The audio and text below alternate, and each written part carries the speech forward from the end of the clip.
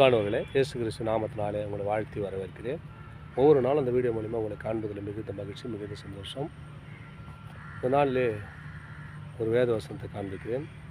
பிலிப்பியர் 4ஆம் அதிகாரம் 4ஆம் வசனம் சொல்லப்படுகிறது, கர்த்தருக்குள் எப்போதும் சந்தோஷமாக இருங்கள், சந்தோஷமாக இருங்கள் என்று மறுபடியும் சொல்லுகிறேன். ஒரு முறை சொல்லலைங்க, அவரை மறுபடியும் சொல்கிறார்.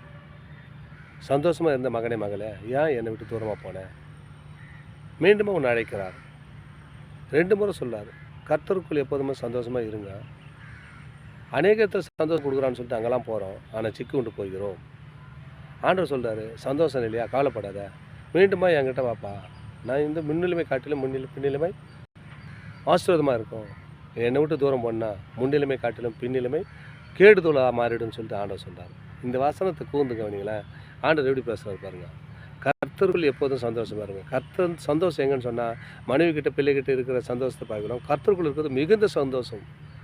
ஜீவன நாட்கள்லாம் சந்தோஷம் சமாதானத்தோடு இருப்பீங்க. ஏன்னா அவருடைய சந்தோஷம் தான் நம்ம பிள்ளைங்களை நடத்தும், குடும்பத்தை நடத்தும், நம்ம வேலை ஸ்தலத்தை நடத்தும், எல்லா ஸ்தலத்தை நடத்துக்குது. கர்த்தருடைய சமாதானம் சந்தோஷம் நமக்குள்ளே இருந்துச்சுன்னா எப்பொழுதுமே எங்கே போனாலும் நமக்கு சமாதானம் சந்தோஷம் தாங்க. ஏன்னா கர்த்தர் நமக்குள்ளே இருக்கணும். அதுக்கு தான் அவர் சொல்கிறார், கர்த்தருக்குள் எப்போதுமே சந்தோஷமாக இருங்கள், எப்போதும் சோத்தத்தோடு துதியோடு இருங்கள்.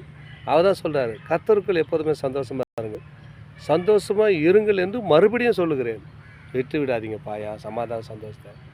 என் பிள்ளைங்க என் கூட வேத வாசியத்தோடு என் கூட இருக்கிறாங்க, ஜெபிக்கும் போது என் கூட இருக்கிறாங்க, எப்போதும் சோத்திரம் சொல்லும்போது துதி சொல்லும்போது என்னோடு இருக்கிறாங்க. அவர்களுக்கு சமாதான சந்தோஷம், எப்போதும் என் சமாதான சந்தோஷம் அவங்களுக்குள்ளே நிலைத்திருக்கின்ற ஆண்டவர் சொல்கிறார்.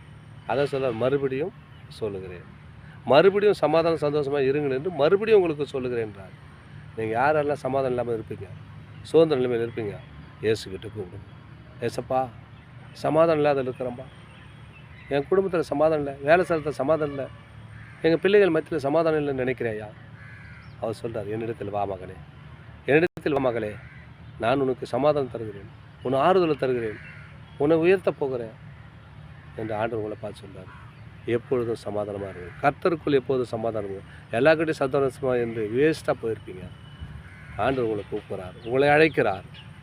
எப்பொழுதும் எனக்குள்ளே சந்தோஷமாக இருக்குன்னா, உன் வாழ்க்கை சந்தோஷமாக இருந்தால் என்னிடத்தில் வாருங்கள் என்று ஆண்டவர் உங்களை பேசுகிறார். கர்த்தருக்குள் எப்போதும் சந்தோஷமாக இருங்கள் என்று மறுபடியும் சொல்லுகிறேன். விட்டு போனிய மகனே மகளே, மீண்டுமா என்னிடத்தில் வா, உனக்கு இளைப்பாறுதல் தருவேன், சமாதானம் தருவேன், உன் வாழ்க்கையை சிறப்படுத்துவேன், சீர்படுத்துவேன் ஆண்டவர் சொல்லுகிறார். தொடர்ந்து இந்த வீடியோ பாருங்கள். உன் வாழ்க்கை சமாதானம் கிடைக்கும், சந்தோஷம் கிடைக்கும். இந்த வார்த்தை சமாதானம் உள்ள வார்த்தை, நீதி உள்ள வார்த்தை, ஜீவன் உள்ள வார்த்தை. இந்த வார்த்தை பற்றி அதுபோல் நடங்க.